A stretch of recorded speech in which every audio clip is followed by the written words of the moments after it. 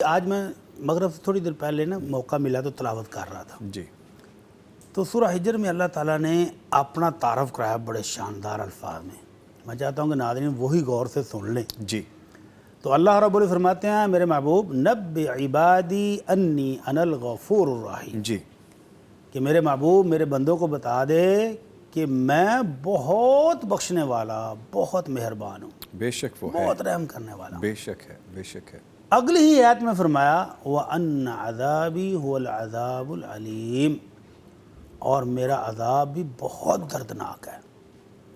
تو مالک نے جو اپنے بنا لیے ان کے لیے وہ بہت بخشنے والا رحم کرنے والا مہربان ہے، اور جو اپنے رب کی نہیں مانتا نہیں بنتا رب کا تو پھر وہ کہتا ہے کہ میرا عذاب بھی بڑا دردناک ہے.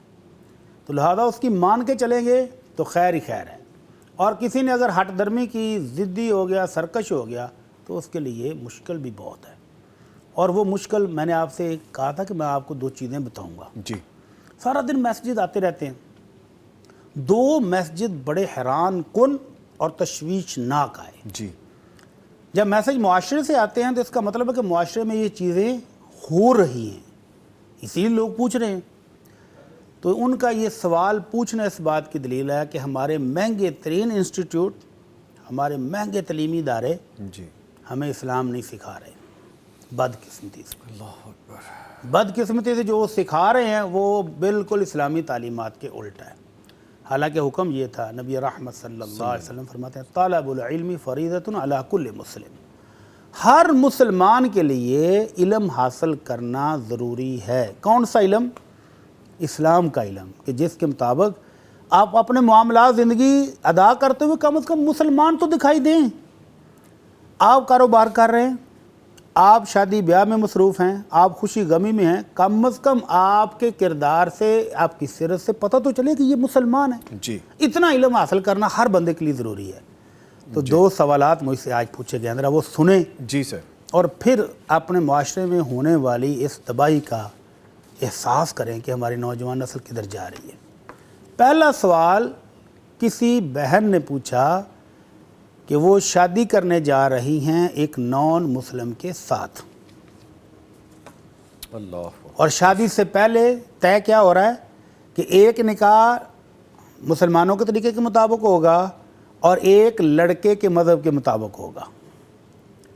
شادی کے بعد بچے ہوں گے تو وہ آزاد ہیں، وہ ماں کے مذہب پر رہیں یا باپ کے مذہب پر رہیں. دونوں ایک دوسرے کے مذہبی تہواروں میں شرکت بھی کریں گے اور مل جل کر حسین زندگی بسر کریں گے. یہ مسلمان معاشرے میں، مسلمان ملک میں تعلیمی اداروں سے فارغ التحصیل پڑھے لکھے لوگوں کا یہ ہو رہا ہے. جبکہ اللہ رب العزت کیا فرماتے ہیں کہ لا ہن حل لہم ولا ہم یحلون لہن، غیر مسلم مردوں کے لیے مسلمان عورتیں حلال نہیں ہیں، اور نہ ہی مسلمان عورتوں کے لیے غیر مسلم لڑکے حلال ہیں. شادی ہو ہی نہیں سکتی، حرام ہیں.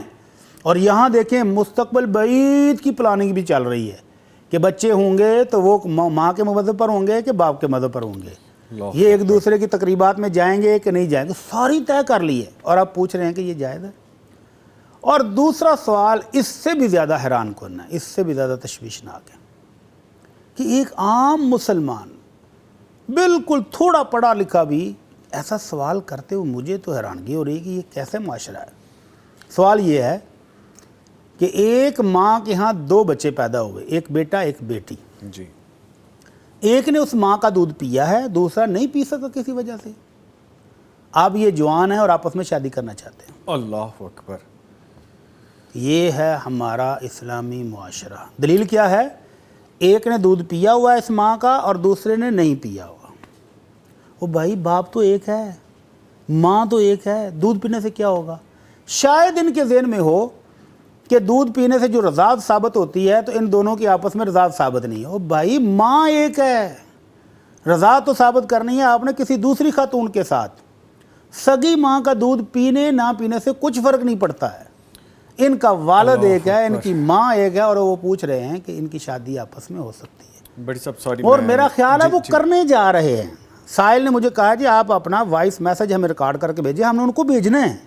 اس کا مطلب وہ تلے ہوئے ہیں. اگر آپ کے انسٹیٹیوٹ، آپ کے بڑے بڑے ادارے آپ کو یہ سکھا رہے ہیں کہ اسلام کی پابندیوں سے آزاد ہو جائیں، آپ نوجوان ہیں، آپ کو کسی کی سننے کی ضرورت نہیں ہے، تو یہ تو بدقسمتی کی انتہا ہے.